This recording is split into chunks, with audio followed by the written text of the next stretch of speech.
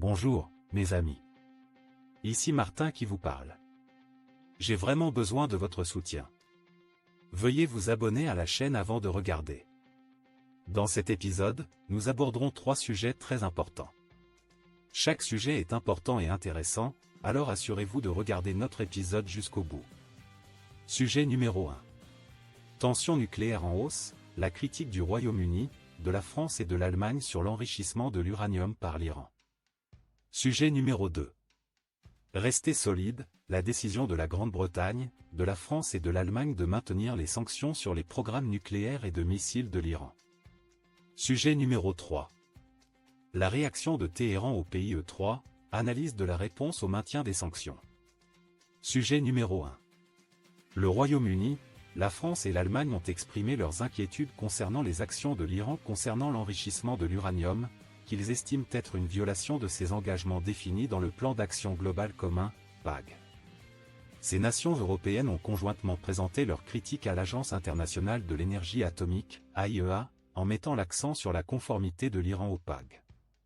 Dans leur déclaration, les 3 pays ont fait part de leur déception face aux actions de l'Iran, qu'ils considèrent comme une violation claire de ses obligations en vertu du PAG et de ses intentions déclarées. Ils ont également exprimé leur inquiétude quant à la nature croissante du programme nucléaire iranien, affirmant qu'il a dépassé des niveaux qui peuvent être légitimement justifiés à des fins civiles. De plus, les nations européennes ont souligné le manquement de l'Iran à ses engagements en matière de transparence. Une des principales préoccupations soulevées par le Royaume-Uni, la France et l'Allemagne concerne l'accumulation d'uranium enrichi par l'Iran, qui a dépassé les limites fixées par le PAG.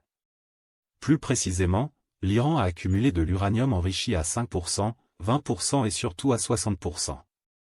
Cette accumulation a conduit à ce que le stock d'uranium enrichi en Iran dépasse de plus de 18 fois la quantité autorisée par le PAG. En réponse à ces développements, les 3 pays ont exprimé leur intention de prendre des mesures diplomatiques visant à empêcher l'Iran de renforcer ses capacités en matière d'armes nucléaires.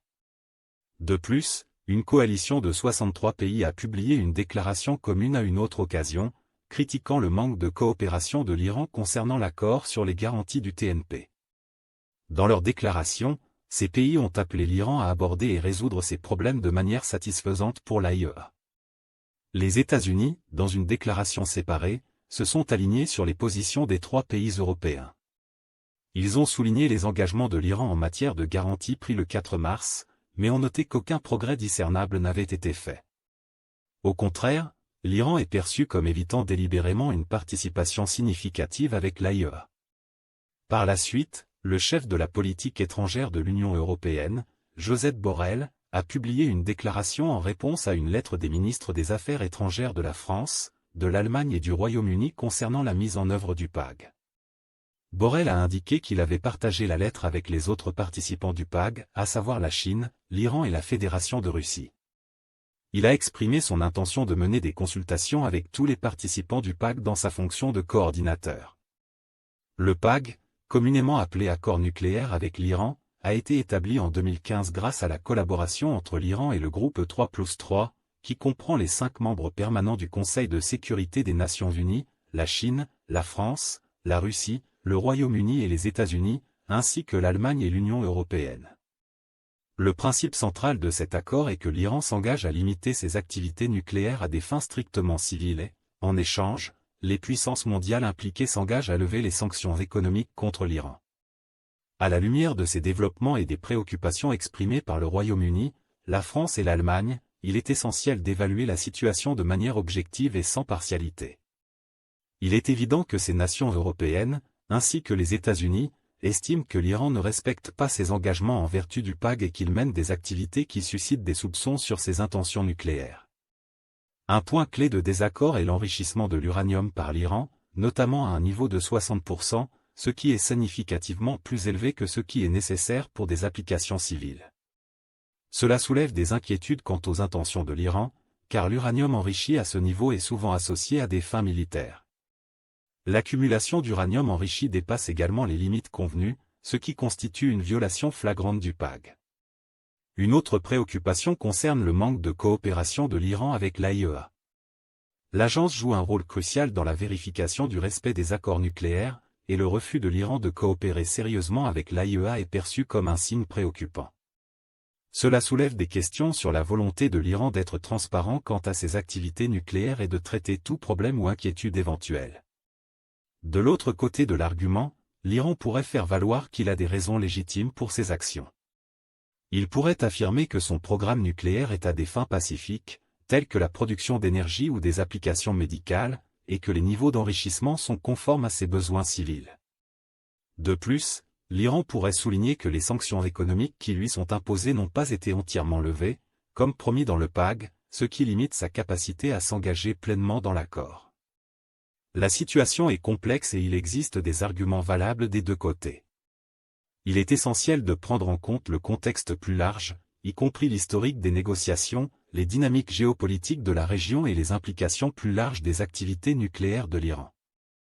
Il convient également de noter que le PAG est le fruit d'efforts diplomatiques intensifs impliquant de multiples parties prenantes.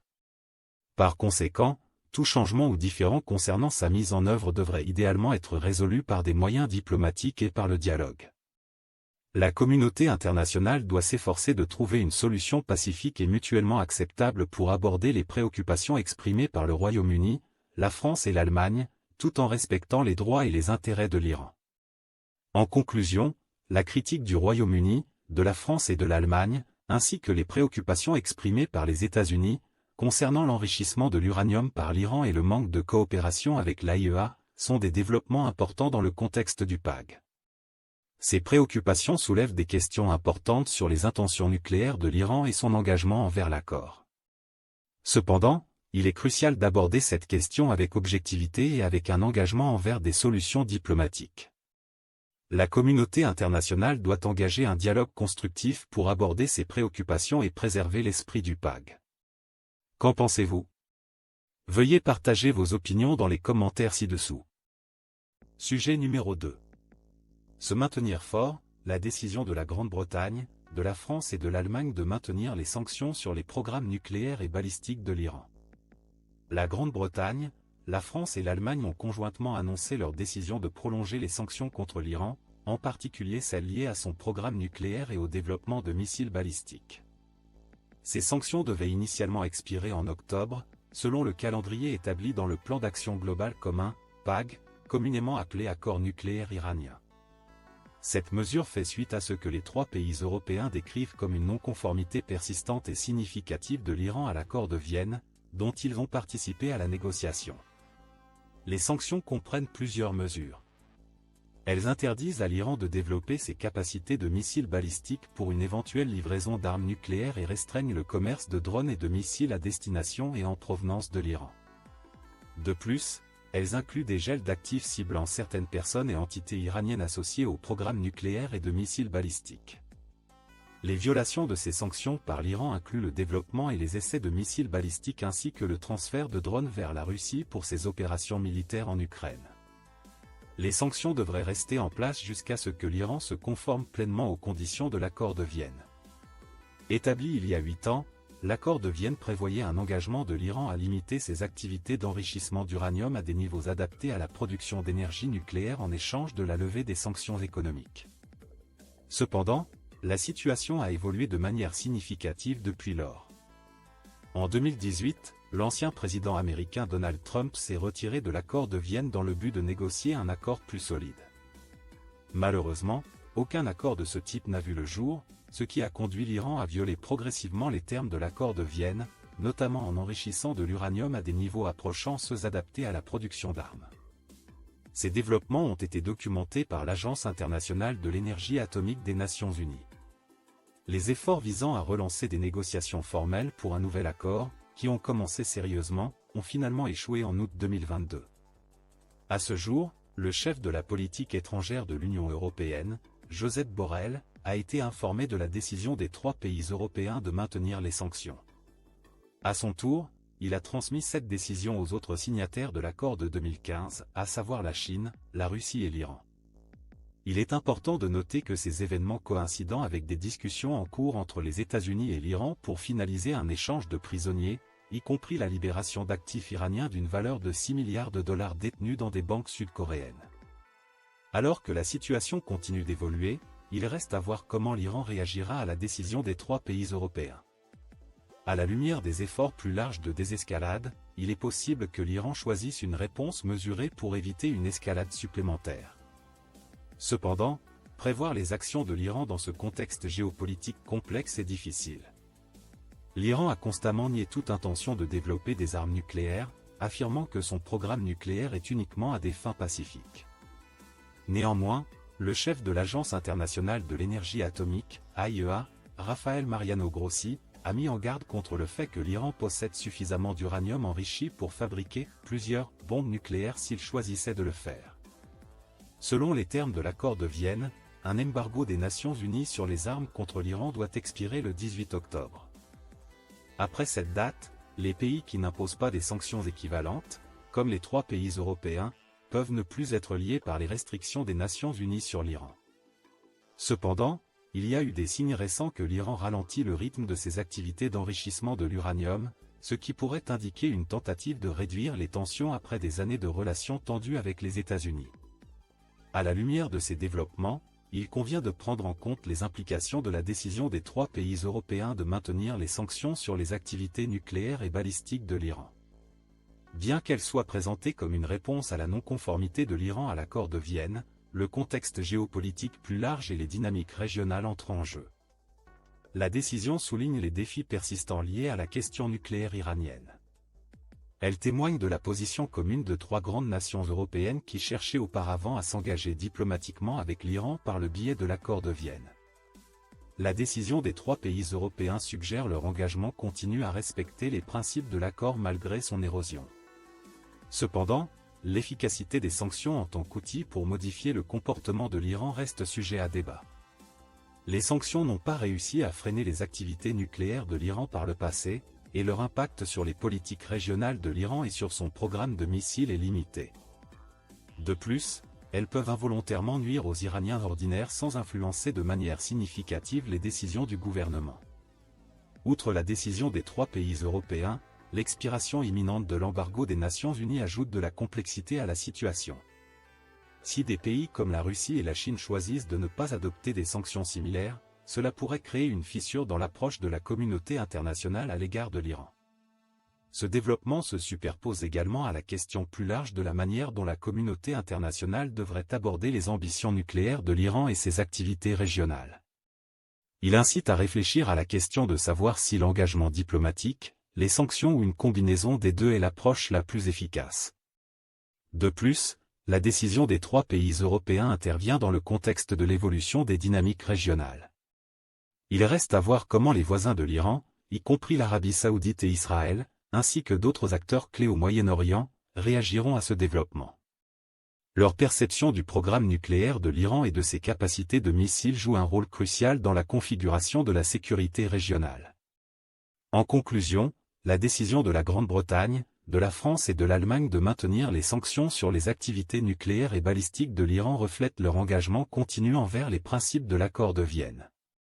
Cependant, l'efficacité des sanctions en tant que moyen d'influencer le comportement de l'Iran reste incertaine, et le contexte régional plus large complique la situation. Ce développement suscite une réflexion sur la meilleure approche pour aborder les ambitions nucléaires et les activités régionales de l'Iran, ainsi que les réponses d'autres acteurs régionaux et internationaux. Qu'en pensez-vous, et comment pensez-vous que cela influencera la stabilité de la région et la sécurité mondiale? Veuillez partager vos opinions dans les commentaires ci-dessous. Sujet numéro 3. Réaction de Téhéran à LP3, analyse de la réponse au maintien des sanctions. Le plan d'action global commun, JCPOA, communément appelé accord nucléaire iranien, fait l'objet de discussions et de diplomatie internationale continue. Le dernier développement dans cette affaire concerne la décision du trio européen, appelé LP3, qui comprend la France, l'Allemagne et le Royaume-Uni, de maintenir les sanctions contre l'Iran. Ces sanctions étaient initialement prévues pour expirer prochainement dans le cadre du JCPOA. Ce développement a suscité des préoccupations et généré des réactions de différentes parties prenantes. Cet article propose une analyse neutre de la situation, examinant les raisons derrière la décision de LP3 et la réponse de l'Iran, et invite les lecteurs à partager leurs opinions sur la question. La décision de l'E3 de prolonger les sanctions contre l'Iran va à l'encontre des attentes initiales selon lesquelles ces sanctions seraient levées dans le cadre de l'accord JCPOA. Cette décision, annoncée par l'E3, a été vivement contestée par le ministère des Affaires étrangères de l'Iran, qui la qualifie de « mesure illégale » et de violation des engagements pris dans le cadre du JCPOA et de la résolution 2231 du Conseil de sécurité des Nations Unies, qui a entériné le JCPOA. Le ministère des Affaires étrangères de l'Iran a qualifié la décision de l'E3 d'action provocatrice prise de mauvaise foi, suscitant des inquiétudes quant à une éventuelle augmentation des tensions dans un paysage diplomatique déjà complexe. Pour comprendre les raisons derrière la décision de l'E3, il est essentiel de prendre en compte les raisons qu'ils ont avancées. Le trio européen a présenté 3 raisons principales pour sa décision de maintenir les sanctions contre l'Iran. Tout d'abord, ils ont allégué que l'Iran avait transféré des drones vers la Russie, un pays actuellement engagé dans un conflit avec l'Ukraine. Deuxièmement, ils ont exprimé des inquiétudes quant à la possibilité que l'Iran fournisse à Moscou des missiles balistiques. Enfin, ils ont accusé l'Iran de violer le JCPOA, citant l'adoption par l'Iran de contre-mesures nucléaires légales en réponse au retrait des États-Unis du JCPOA en 2018 et à l'absence de compensation de la part de l'E3 pour ce retrait américain. Il est important de noter que l'Iran nie catégoriquement ces allégations et affirme ne pas être impliqué dans le conflit en cours en Ukraine.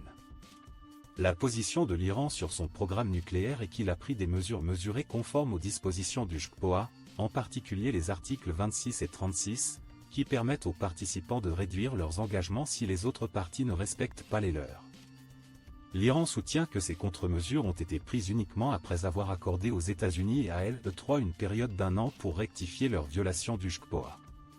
En réponse à la décision de l'E3, le ministère des Affaires étrangères de l'Iran l'a qualifiée de « complètement dénuée de logique juridique » et de « inacceptable ». Ils soutiennent que la décision de l'E3 est basée sur les actions légales de l'Iran prises en réaction au retrait des États-Unis du JCPOA et à l'inaction ultérieure du trio européen. De plus, l'Iran affirme que cette décision est contre-productive pour les efforts visant à gérer les tensions existantes et est incompatible avec l'objectif déclaré de l'E3 de créer une atmosphère propice à la relance du JCPOA.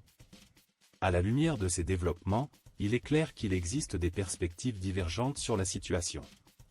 La décision de l'E3 de maintenir les sanctions semble être fondée sur leurs préoccupations concernant les actions présumées de l'Iran et les violations perçues du JCPOA.